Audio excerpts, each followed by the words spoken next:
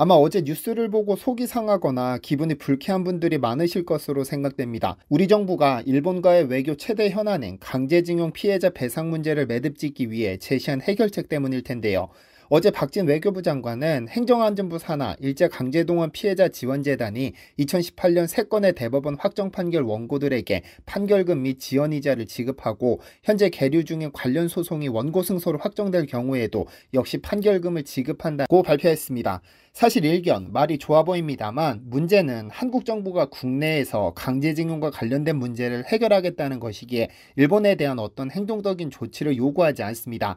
일본 정부나 강제동원 피고 기업의 진심 어린 사과나 조선인을 강제동원한 일본 기업이 아닌 제3자가 배상금을 변제하게 되니까요.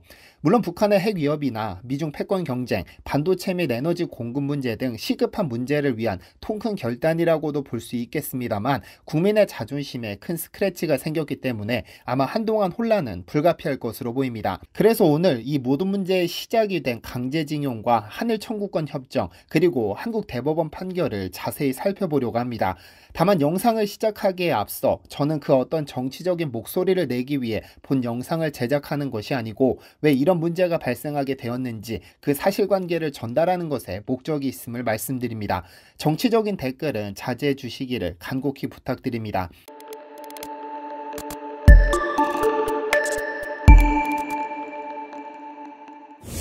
안녕하세요. 디스멘터리입니다. 개인적으로 한국에서 태동한 가장 위대한 기업은 포스코라고 생각합니다. 물론 삼성이나 현대, LG, SK 등등 수많은 위대한 기업들이 있지만 포스코는 국제적으로도 상당한 위상을 지니고 있습니다.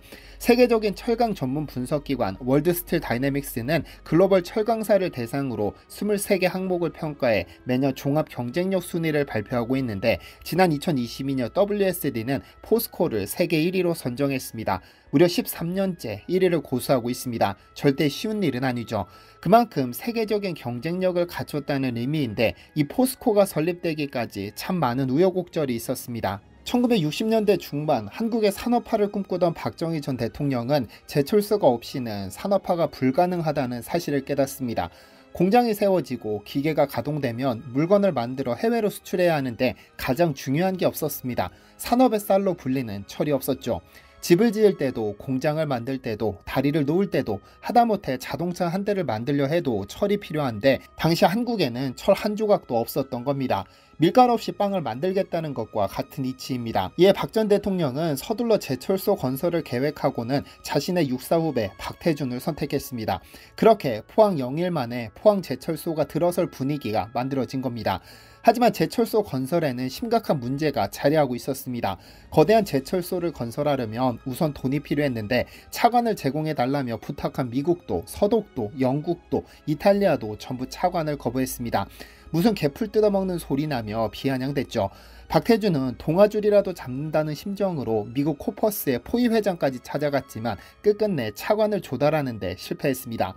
그런데 포위 회장이 보기에 박태준이 너무 불쌍했습니다. 가난한 한국에 제철소 좀 세워본다며 불철주야 뛰어다니는 것도 안타까운데 아무도 지원해주지 않으니 보면 볼수록 측은하기만 했습니다. 그래서 박태준에게 잠시 휴식을 취하며 생각을 정리하라며 하와이의 고급 콘도를 내줬습니다. 어쩔 수 없이 이곳에서 휴식을 취하던 박태준의 머릿속을 번뜩하고 스치는 것이 있었습니다. 바로 대일 청구권 자금인데요. 모든 비극의 시작입니다. 일제강점기 군수공장으로 탄광으로 건설 현장으로 강제로 동원된 피해자들에게 일본이 지급한 피와 눈물의 대가를 제철소 건설로 전용한다는 것이 죄책감이 들었지만 조국의 밝은 미래를 위해서는 어쩔 수 없는 결정이라 생각했습니다. 물론 그 역시 제철소를 건설하며 그 죄책감을 갚기 위해 영일만에 빠져 죽을 각오로 노력을 기울였고 1973년 6월 9일 1고로가 가동되기 시작한 지 9년 만인 1982년 생산 규모에서 세계 1위로 올라섰습니다. 그리고 현재는 세계 최고의 철강 기업으로 13년째 독보적인 1위를 질주하고 있는데요. 그렇다면 다른 나라에서 차관을 빌려주지 않아 부득이 전용할 수밖에 없었던 대일 청구권 자금은 어떤 돈이었을까요? 2018년 한국 대법원이 일제강점기 시절 강제로 조선인들을 동원한 기업들에게 피해를 배상하도록 판결했을 때 일본 정부는 이미 피해자들에 대한 배상은 1965년에 완료되었다며 강력한 거부 의사를 표했는데 그 자금이 바로 대일 청구권 자금입니다. 1965년 대한민국과 일본은 한일 기본조약을 맺고 정식으로 국교를 수립했습니다. 공식 명칭은 대한민국과 일본국 간의 기본관계에 관한 조약인데요. 이미 이 조약과 관련하여 양국 간 대화가 오고 간 것은 오래됐지만 조약이 체결된 것은 1965년 6월 22일입니다. 그런데 이 조약에 2조를 눈여겨볼 필요가 있습니다. 한일 기본조약 제2조는 1910년 8월 22일 및 그 이전의 대한제국과 대일본제국 간에 체결된 모든 조약 및 협정이 이미 무효임을 확인한다고 규정하고 있습니다. 즉 이 조항은 1910년 8월 22일 이전 대한제국과 일본 사이에 체결된 모든 조약 및 협정을 무효로 하기 때문에 1905년에 체결된 을사늑약도 무효가 되어버립니다. 이 2조 내용을 잘 기억해 두시면 좋겠습니다. 한일 기본조약에 수반된 협정은 총 4개로 각각 한일어업협정, 제일교포의 법적 지위 및 대우협정, 경제협력협정, 문화재협정 부속협정 등입니다. 그중 청구권 자금과 관련된 것이 경제협력협정인데요. 그 서문에는 대한민국과 일본국은 양국 및 양국 국민 간의 청구권에 관한 문제를 해결할 것을 희망하고 양국 간의 경제협력을 증진할 것을 희망하여 같이 합의하였다라고 명시하고 있습니다. 이 협상으로 한국은 일본으로부터 무상 3억 달러, 유상 2억 달러에 더해 상업차관 3억 달러까지 총 8억 달러를 제공받았습니다. 1965년 한국의 1년 수출액이 2억 달러가 채 안 됐으니 꽤 큰 금액이었죠. 하지만 이 협정의 공식 명칭에서 문제가 발생하기 시작합니다. 공식 명칭이 식민지배에 대한 배상이 아니라 경제협력협정으로 되어 있기 때문이죠. 왜 그럴까요? 일본의 전쟁 범죄에 대한 배상 근거는 1951년 9월 8일 체결된 샌프란시스코 조약입니다. 동조약 제14조에 따르면 일본은 연합국에 제2차 세계대전에서 입은 물질적인 손해와 정신적인 손해배상을 지불할 것이라고 명시되어 있죠. 이를 근거로 배상금을 받은 국가는 필리핀, 월남, 버마, 인도네시아 등 4개국입니다. 하지만 한국은 배상금을 받지 못했습니다. 제2차 세계대전에서 한국은 일본과 전쟁을 한 당사국이 아니기 때문에 배상금을 요구할 자격이 없었죠. 한국은 제2차 세계대전 기간 중 일본의 식민지배를 당한 것이지 미국과 함께 전쟁을 치른 당사국이 아니기 때문입니다. 그렇다고 해서 식민지배 배상금이라고 할 수도 없었습니다. 만약 이것이 식민지배 배상금이라고 한다면 일본보다 훨씬 더 많은 식민지를 가졌던 영국과 프랑스 등에게도 적용되어 그들이 훨씬 더 많은 배상금을 내야 하기 때문에 미국의 중재로 공식 명칭이 한일 재산 및 청구권 문제 해결과 경제협력에 관한 결정이 된 겁니다. 한국과 일본이 기본조약을 체결할 당시 한국만 일본에게 대일 청구권을 요구한 것은 아닙니다. 반대로 일본도 한국에게 대한 청구권을 요구해 한국에 남겨두고 간 일본인의 재산을 반환하라고 주장했지만 이 주장은 미국에 의해 거절됐습니다. 미국 측은 한국에 있는 일본인 재산은 비록 개인 사유재산이라 하더라도 일단 유엔군이 처리해 한국 정부에 이양했기 때문에 일본은 이에 대한 권리가 없다고 밝힘으로써 대한 청구권은 거절되고 대일 청구권만 관철됐습니다. 어쨌든 대일 청구권을 통해 받은 5억 달러는 사실 산업화로 가기 위해 돈이 필요했던 한국의 입장에서는 꽤 요긴하게 사용됐습니다. 한국 정부는 청구권 자금 사용의 기본 방향과 사용 기준을 정하는 청구권 자금의 운용 및 관리에 관한 법률을 제정한 후 대일 청구권 자금 제공이 완료된 1976년에는 금액 사용 내역을 투명하게 밝히고자 청구권 자금 백서를 발간했습니다. 백서에 따르면 첫째, 모름지기 모든 국민이 이익을 평등하게 받을 수 있어야 하고 둘째, 국민소득이 증가되는 용도에 쓰여져야 하며 셋째, 시설 자재, 원자재 또는 기계류를 불문하고 한국의 주도적인 의사에서 결정되어야 하며 넷째, 후손에 넘겨주어서 두고두고 기념될 수 있는 대단히 사업에 투자되어야 합니다. 그 사용처의 가장 중요한 부분은 포항제철입니다. 백서에 따르면 포항제철 설비에 투입된 자금은 전부 외국 자금이었는데 포철 건설의 청구권 자금의 23%인 1억 1948만 달러가 투입되었죠. 백서는 포항종합제철은 그야말로 우리 선열들의 흘린 피와 땀의 대가로 이루어진 것이라 할 수 있다. 포항종합제철 건설의 성공은 국민의 자신감을 북돋우어 국제 경쟁력을 견지할 수 있도록 뒷받침한 심리적 효과가 더 컸다고 특별히 언급했습니다. 어쨌든 10년에 걸쳐 제공된 자금의 55.6%는 관공업에 18%는 사회 간접시설 확충에 활용했는데 이 덕분에 포항제철, 댐, 철도, 항만, 고속도로, 전기 등에 투자해 한강의 기적을 이뤘다는 점은 사실입니다. 하지만 민간 차원에서 지원한 상업차관 3억 달러의 사용처는 밝히지 않았는데 정부가 받은 것이 아니기 때문입니다. 이렇게 보면 대일 청구권 자금은 한국 정부의 입장에서는 유용하게 사용되어 현재 포스코, 한국도로공사, 한국전력, 코레일, KT, 외환은행, KTNG, 한국수자원공사 등 10여 곳에 이르는 기업들이 성장하는 거름이 되어 값지게 사용되었습니다.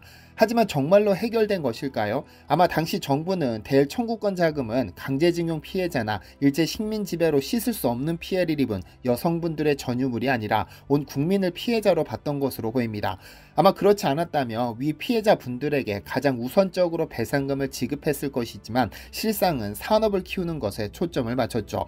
백서에도 언급된 것처럼 정부는 이 자금으로 국민소득을 올리는 일이 무엇보다 시급한 과제였기 때문에 우선 산업 발전에 자금을 투입했습니다.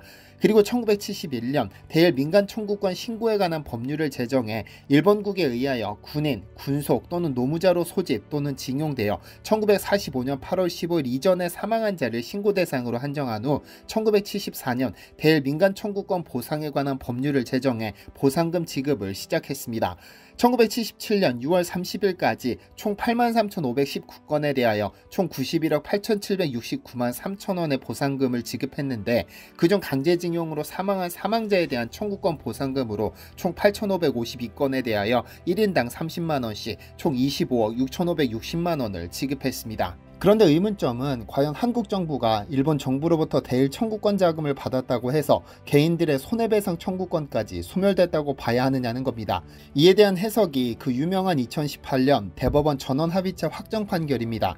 당시 13명 중 7명의 대법관은 피해자들의 손해배상 청구권은 일본 정부의 한반도에 대한 불법적 식민지배 및 침략전쟁의 수행과 직결된 일본 기업의 반인도적 불법 행위를 전제로 하는 강제동원 피해자의 일본 기업에 대한 위자료 청구권이어서 한일협정의 적용 대상에 포함되지 않는다며 피해자들의 개인 청구권은 한일협정에 불과하고 소멸하지 않았다고 판단했습니다. 이는 기존의 해석이 조금 달라진 것인데 1965년 한일청구권 협정 당시 일본은 양국과 국민 간 청구권이 최종적으로 해결됐다고 썼습니다. 이 문장 때문에 1997년부터 2003년 사이 강제징용 피해자들이 일본 법원에서 신일본제철 및 미쓰비시 등 일본 기업의 배상을 요구한 소송은 모두 패소했죠. 일본에서는 국제법 위반과 청구권 협정으로 이 문제를 다뤘고 일본인들은 역대 한국 정부나 대통령이 개인 청구권에 대해 해결되었다고 했는데 그들의 인식이 잘못된 것인가라며 비아냥댔습니다. 하지만 우리 대법원은 양국의 청구권 협정에도 불구하고 개인의 청구권은 살아있다고 보고 신일본제철 및 미쓰비시 중공업이 피해자에게 배상해야 한다는 취지로 판결한 겁니다. 결국 이 복잡한 문제를 해결하지 못한 상태로 우리 정부는 제3자 변제라는 우회로를 선택했고 일본 정부나 전범기업의 진심 어린 사과도 배상금도 받아내지 못했습니다. 물론 이 문제는 일본 최고법원은 일본의 손을 들었고 한국 최고법원은 한국의 손을 들었습니다. 이렇게 판단이 달라지는 것은 이 강제징용 배상과 관련된 문제는 법리 해석의 문제도 아니고 외교 문제도 아니고 민심이 함께 존재하기 때문입니다. 한국 정부의 운신의 폭이 그렇게 넓지 않은 것도 사실이기는 합니다. 일각에서는 대일 청구권 자금의 가장 큰 수혜를 받은 포스코나 한국전력, 한국철도공사 등 수혜 기업들이 위자료를 지급해야 한다는 의견도 있고 그러한 판결도 있습니다. 그런데 진짜 궁금한 점은 강제징용 피해자분들이 진심으로 원하는 것이 위자료일까요? 그 전범 기업들과 일본 정부가 씻을 수 없는 상처를 남겨 진심으로 사죄한다는 말 한마디가 피해자들이 진심으로 원하는 것이 아닐까요? 이번에 내놓은 해결책을 보면서 머리는 이해하지만 가슴이 콕콕 쓰라린 것은 어쩔 수 없습니다. 시청해주셔서 감사합니다. 디시멘터리에서는 여러분의 제보를 기다립니다. 제 채널에서 다뤘으면 좋겠는 뉴스 또는 널리 알려졌으면 하는 영상은 디시멘터리 네이버.com으로 보내주시면 소중히 제작하겠습니다. 시청해주셔서 감사합니다.